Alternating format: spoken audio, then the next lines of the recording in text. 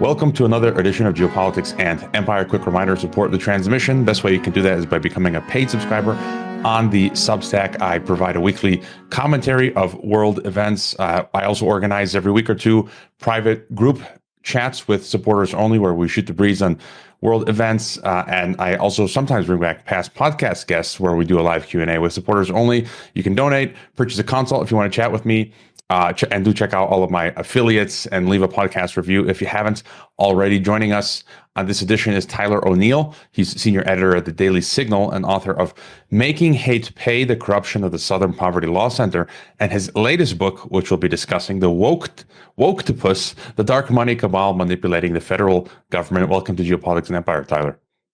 Thanks so much for having me.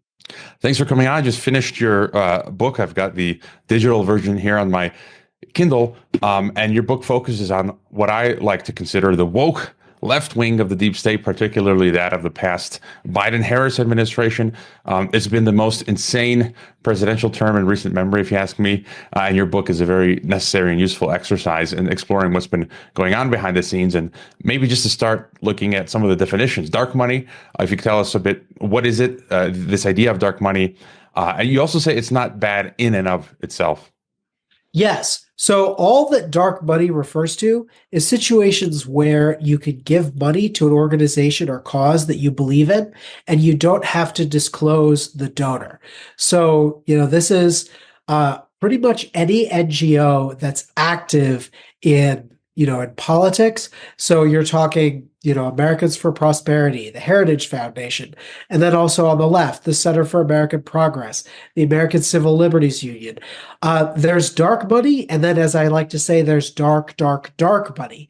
And the really dark money side, the reason why I call it the left's dark money network, is that you have these situations.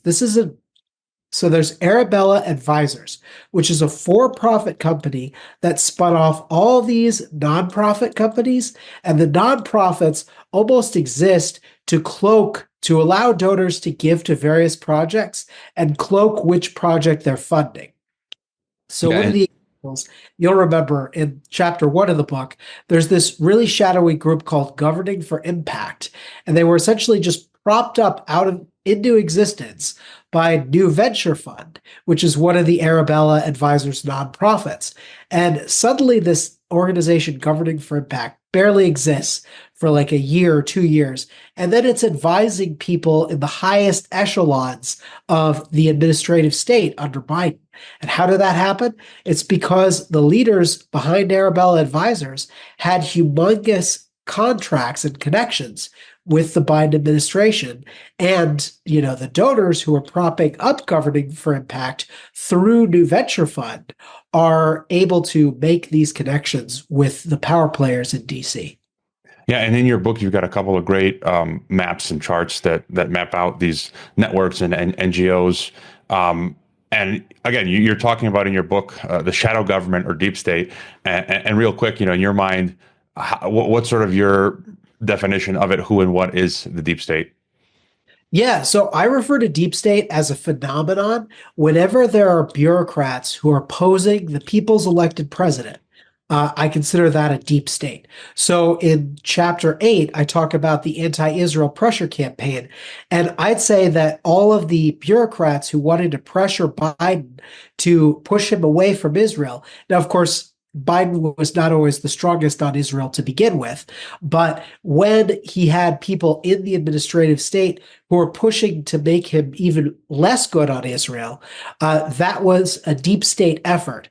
And that was a small effort compared to what we saw under Trump when you had this, there were multiple deep state efforts back then where you had, Peter Strzok, Lisa Page, preparing to have this insurance policy to go after Trump.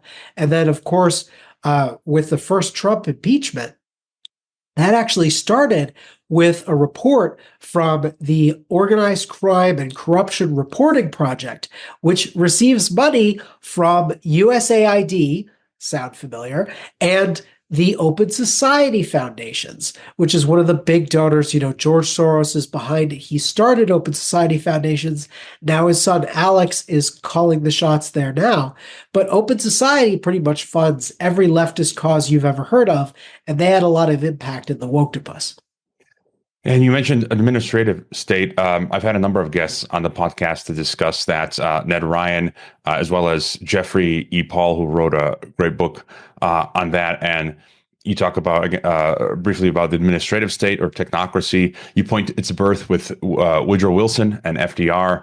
In fact, I came across a fascinating interview the other day where one of the guests was saying that FDR and the New Deal cemented technocracy into the system we have today. Although one of my followers, to be fair, did point out, I didn't know this, that some of the things FDR did were positive, that apparently he brought about the electrification of the nation. But just your general thoughts on Wilson, FDR, and sort of this budding expert class and administrative state.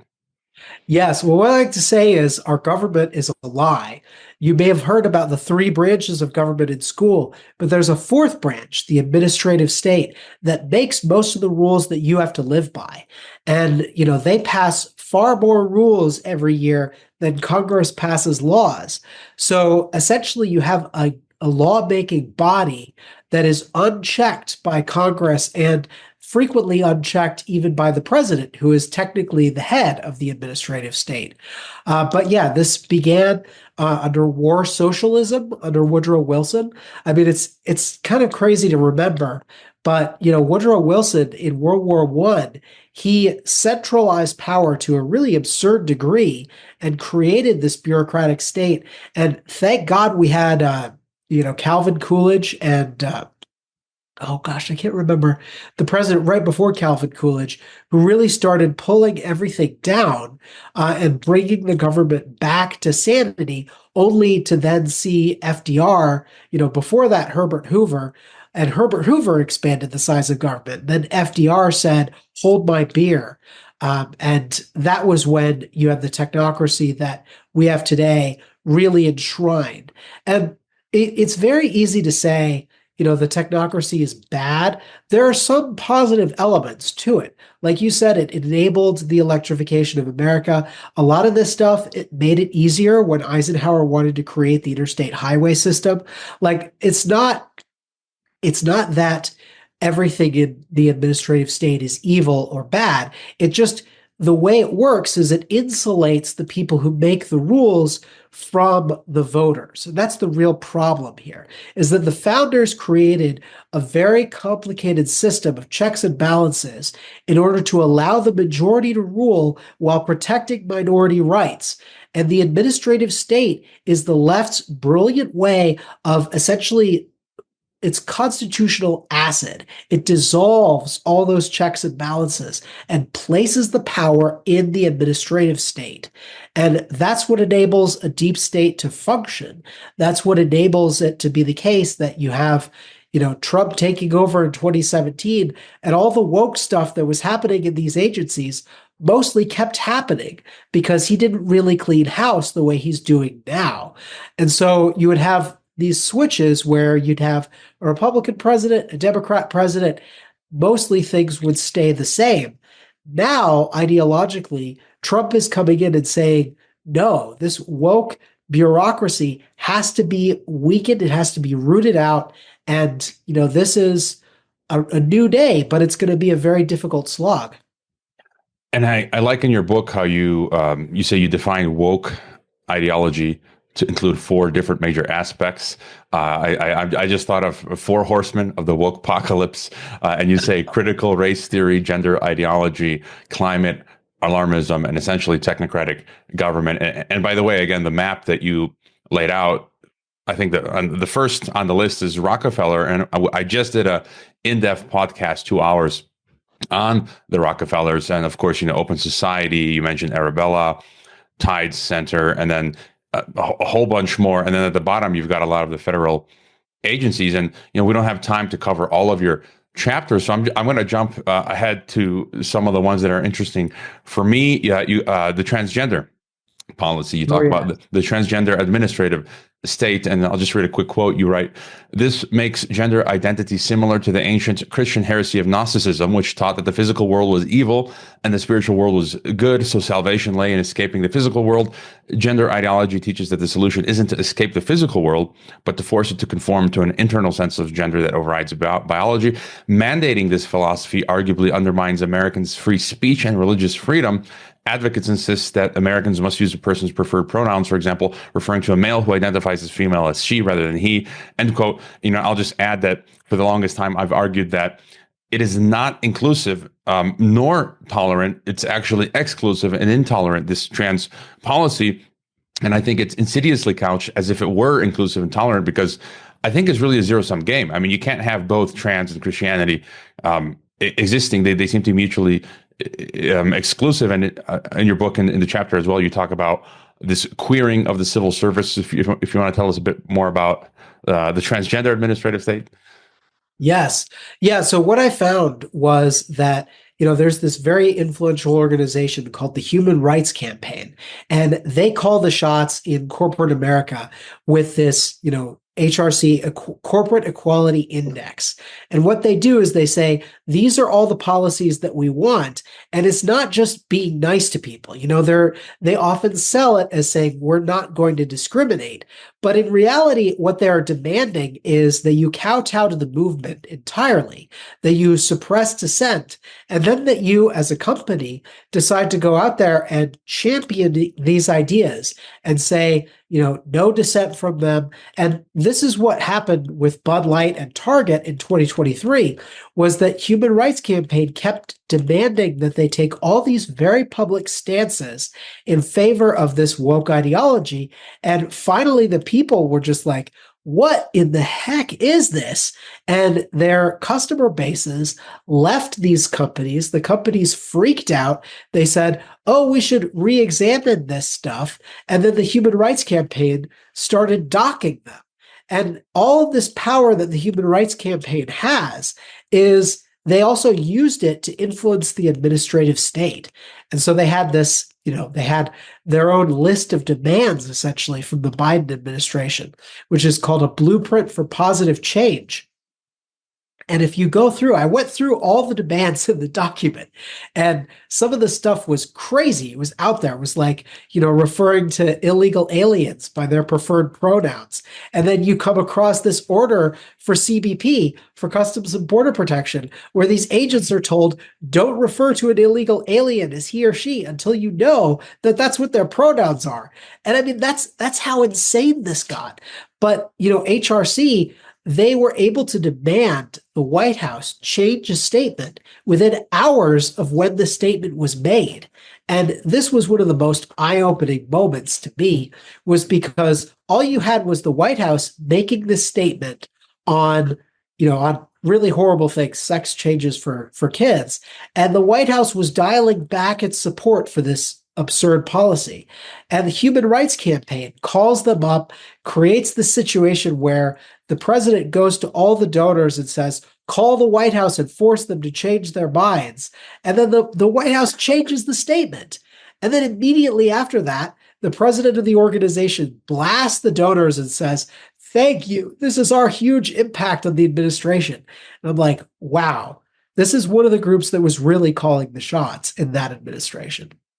Yeah, and you cover, again, there's a lot that you touch on labor unions, which I like what you write. You say, while most Americans work a traditional 9-to-5 job, more of us are finding ways to work more flexibly. Some of us need to keep our own hours to care for family, or we want to work multiple clients, or we just need extra income for a season.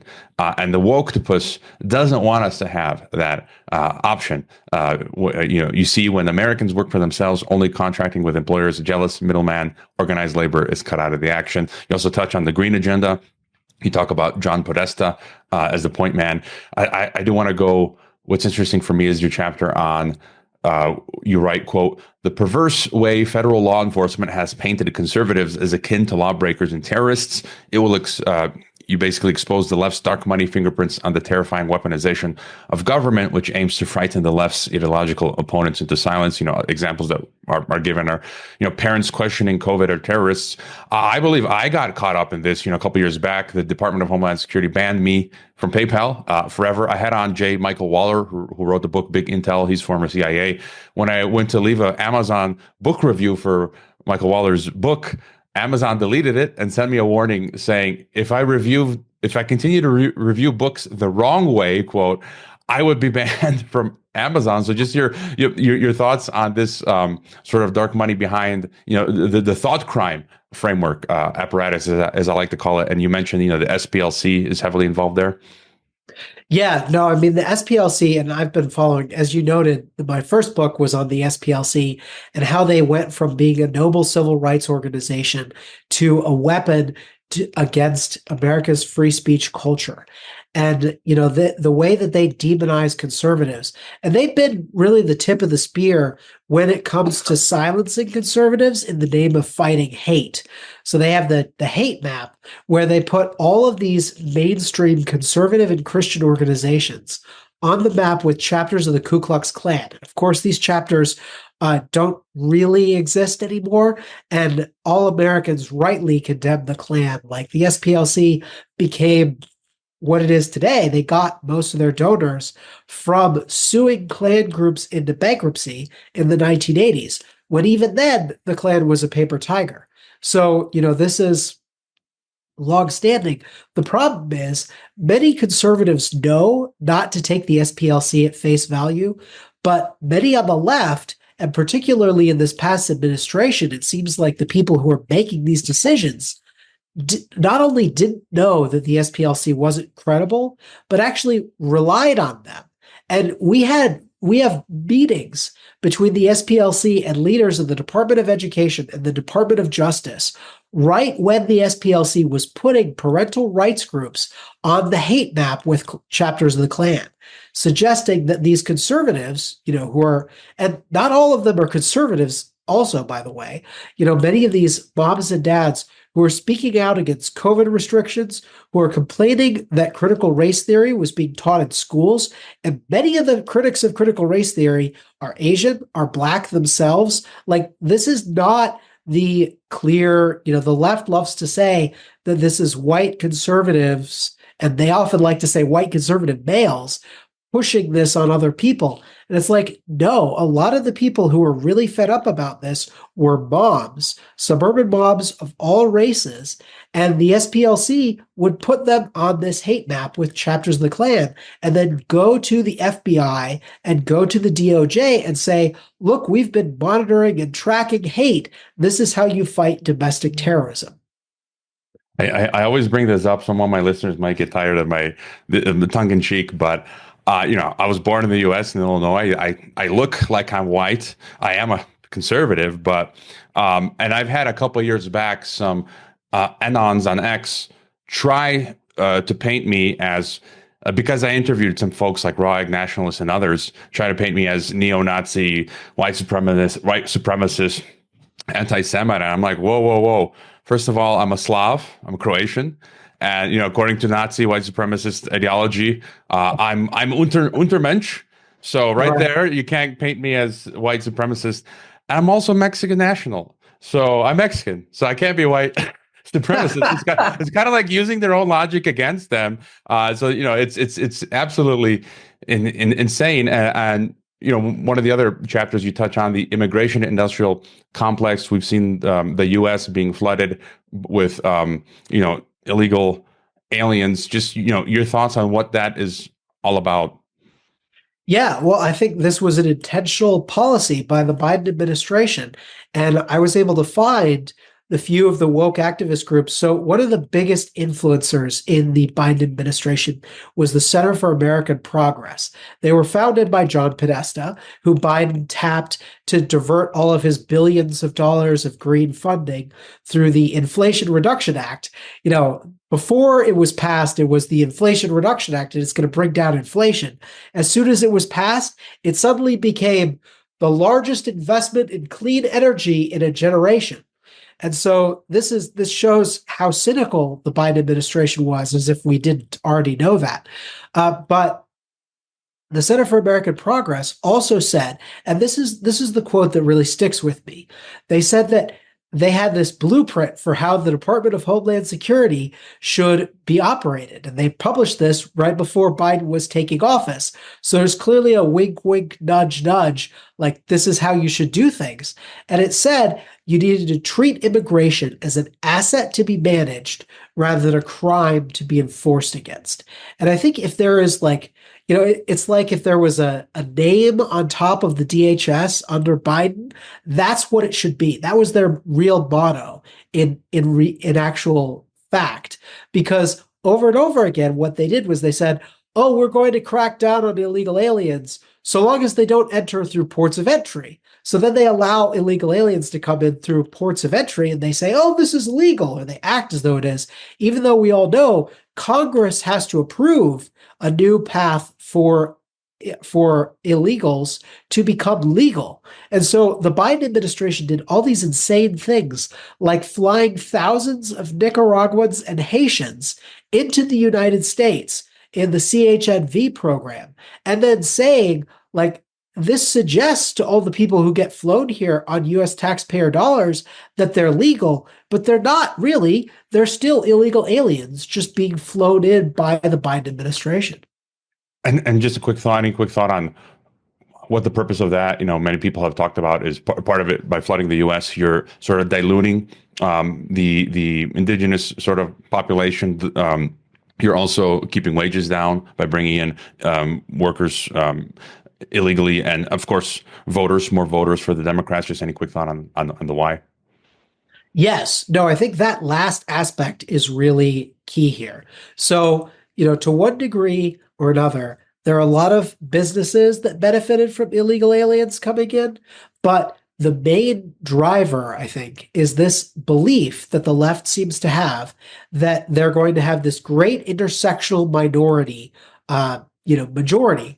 And their idea is, and this is partially because the idea of what is white has so changed over the years, like the idea that, so you and I, for instance, like I would not be considered white for most of American history because my ancestors came from Ireland and they came from Belarus, essentially, where it is today.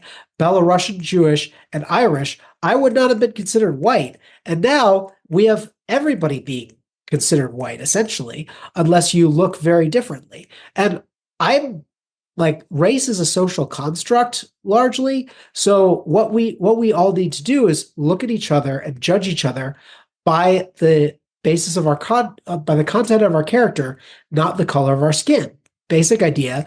That's what the civil rights movement was largely about. And thank God we have civil rights laws that treat people equally, or at least should treat people equally. And what we saw is the weaponization of America's history against itself. People saying that America is fundamentally racist and a bad country. This weakens us at the core. But immigration is not about race. Immigration is about following the law. When you have legal immigrants who are following the process and honoring this country, they are the people that I'm very glad to welcome in and say, you are my fellow American. And I think we need to have, I'm very pro legal immigration, but what we've seen recently is this influx of illegals who are cutting the line, who are getting federal benefits and state benefits, who are being $54 billion in New York City to house these people. I mean, and these people, and look, I don't think that all of these people are necessarily evil or anything, but they're not here legally. And we should not be kowtowing to people who are not honoring the laws of this country when they come to the United States. Yeah, and no other. I've lived in 6 countries, and no other country does that. So why should America? We should all. And I'm a big fan, as you say, of allowing people to travel freely, legally. We should make it easier for people to come and go legally. So we've got now Trump 2.0, and just your thought on whether the tide will now turn. on some of the stuff you touch on in your book, whether it will turn against the Woketopus, the green agenda, the migration industrial complex, the attack on free speech and so forth. Yeah, I think it has turned. So this is a both and answer, and I mean, I think largely the tide has turned for now, but there is no guarantee that the tide is going to continue to go in the direction it is right now. So finally, you're seeing, and I don't know how many of the corporations ever believed the woke nonsense to begin with, but now they're seeing a lot of them reject it, pulling out of the corporate equality index with HRC, moving in the direction of getting rid of ESG, DEI. Like, this is all very positive, but I think it's going to be ephemeral unless some of these reforms can be solidified. Trump is president now for the next 4 years, but that doesn't mean it's going to continue after that. And one of the main points of my book is that all of these woke activist groups and the big money donors behind them are standing in the wings, waiting for the next woke administration to come in and take power again. And they're also not just sitting on their laurels either. Right now, we've seen a lot of the groups in my book have filed lawsuits to block Trump's executive orders, to block Trump's policies, to undermine what Trump is doing in the White House right now. So the Woketopus isn't going anywhere, even though they're not in power at the moment. And they're going to fight tooth and nail to prevent Trump from achieving his agenda now and to undermine his agenda once they can get into the government again. Well, as they say, eternal vigilance is the price of liberty. If you've got any final thought, otherwise, if you want to let us know, again, best places to find you, you're on X at the Daily Signal, and where's the best place to people can get your books? Yeah, if you want to check out that chart, it's on X. It's on my profile, Tyler2, the number 2 O'Neill, with only one L. There is an Orioles player who used to play with the Cardinals, who used to play with the Red Sox, who's also Tyler O'Neill, but he has 2 L's. I don't know where he got the extra one. You can also find the Woketopus on Amazon.com. We have ebook, as you mentioned, the paperback, a hardcover, and an audiobook is coming very soon. So the Woketopus is available on other places that you can buy books if you don't prefer Amazon as well. And you can follow the Daily Signal on all platforms. We're on Instagram, Facebook, YouTube, pretty much everywhere. Truth Social, we have a very big following now there too. And of course, X. And the only place where you will not find the Daily Signal or me is on TikTok, because we'll have no truck with the Chinese Communist Party, whether it, depending on what happens in the future. But if it gets sold away from China, then maybe we'll consider it. But no, not for now. Yeah, and I've got, again, here I've got the digital version of the Woketopus, the dark money cabal manipulating the federal government. Thank you, Tyler. Thank you again for having me.